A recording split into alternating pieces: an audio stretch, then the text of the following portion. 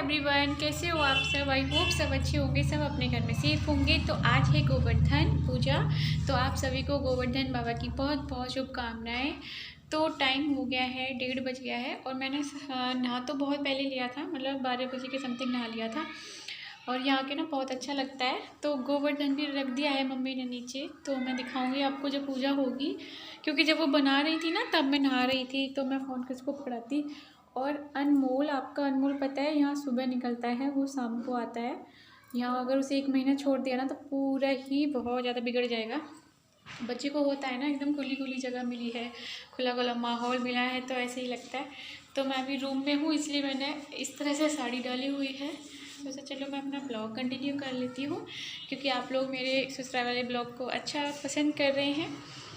तो चलिए फिर मैं आपको दिखाऊंगी आगे की पूजा कैसे होती है हमारे यहाँ। ठीक है, मिलते हैं, जाना नहीं कहीं भी। तो यहाँ पे ना ये मेरी हमारी चाची सास लगती हैं, और ये हैं, आप इनको तो जानते ही हो, आपके जीजू हैं। तो ये ना गोवर्धन बाबा के पूजा के लिए जा रहे हैं। तो ना अग्यारी भी होती है और इस तरह से थाल भी सजाया जाता है। मतलब जो कंडा होता है ना उसकी अग्यारी बना लेते हैं। और ये हमारे ससुर जी हैं, हमारे पापा जी हैं। तो ये गोवर्धन मम्मी ने बना दिया था, देखो कितने अच्छे बनाए ना। तो ये तीनों बाप बेटा हैं, यानी मेरे जेठ जी, अनमोल और मेरी जेठानी की बेटी और अनमोल के पापा और मेरे पापा जी, और हमारी इधर मम्मी खड़ी हुई है। तो ये तीनों मिलजुल कर ही पूजा करते हैं। मतलब कहा जाता है कि गोवर्धन की जब पूजा होती है ना तो लेडीज़ नहीं करती हैं, जेंट्स ही करते हैं। तो होगी कोई पुरानी प्रथा, हम लोग तो ऊपर से ही देख रहे थे। तो ये वीडियो मैंने, हमारी एक ननद है छोटी सी, उन्हीं से बनवा दी थी। तो ये सब पूजा कर रहे हैं आपस में, बस हम तो ऊपर से एंजॉय कर रहे थे। तो ना जब पूजा होती है तो इस तरह से परिक्रमा भी लगाई जाती है, और परिक्रमा के साथ साथ ना कुछ बोला भी जाता है गोवर्धन बाबा के लिए।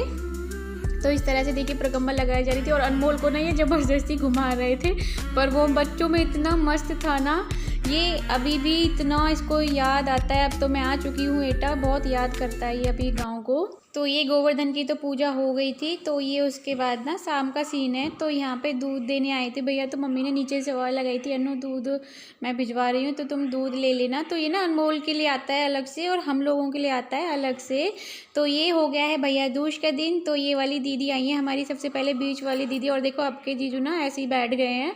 तो उन्होंने दोज खा ली थी, बुआ जी भी आई थी, तो वो मैं बना नहीं पाई थी वीडियो, फिर ना चलना चलने में हो जाता है। तो ये पहुंच चुकी हूँ मैं, मतलब मेरे ससुराल से मेरी एंट्री हो गई है। तो ये आ गया है अलीगढ़। तो जो लोग अलीगढ़ से बिलोंग करते हैं उनको पता ही होगा ये कौन सा रोड है।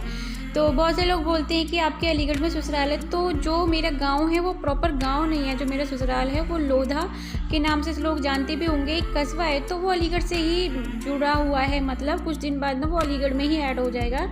तो ये देखिए, ये ना हम ऐसे रास्ते से जा रहे थे, बिल्कुल खाली खाली था, बिल्कुल खाली खाली, नहीं तो अगर बीच मार्केट में होके जाते ना तो पता नहीं कब पहुंचते। तो ये देखिए हम अलीगढ़ में आ गए हैं। इधर क्वारसी रोड पड़ता है, ये क्वारसी सब लोग जानते होंगे। तो मैं पहुंच गई हूँ इधर, बस पहुंचने वाली हूँ, थोड़ी सी दूर ही रह गया था। तो बस पहुंच के हमारे,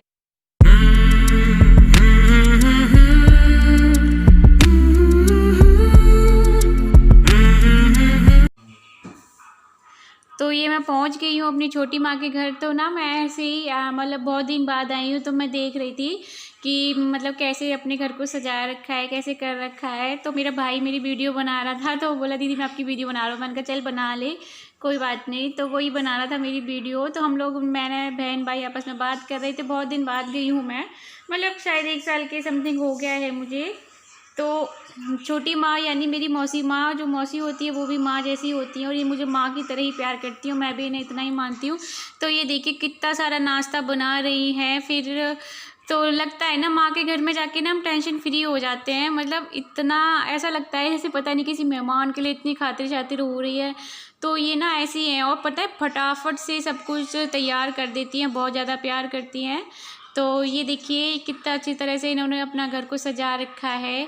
तो मुझे ना इस तरह की चीज़ बहुत बहुत ज़्यादा पसंद है। तो यहाँ पे ये बैठे हैं, और ये जो भैया वो हैं जिनकी गाड़ी में हम आए हैं, तो ये भी वहीं से लगते हैं। तो यहाँ मैं कर रही हूँ अपने भाई का तिलक। तो भैया दूज वाला दिन था तो तिलक तो बनता ही था, तो मैं इसी के पास पहुँच पाती हूँ, क्योंकि ये मेरे पास में पड़ जाता है, और मेरा बड़ा भाई थोड़ा दूर रह जाता है। तो लेकिन अगले साल से ना देखा करूँगी कि एक बार भैया दूज पे एक के पास और रक्षाबंधन पे एक के पास। तो दोनों को ही लगता है कि एक के पास दे जाऊँ तो एक को लगता है, एक के पास ना जाऊँ तो एक को लगता है। तो अगली बार से देखा करेंगे। तो वो मेरी वीडियो बना रहे थे और मौसी ना फ़ोटो पिक निकाल रही थी।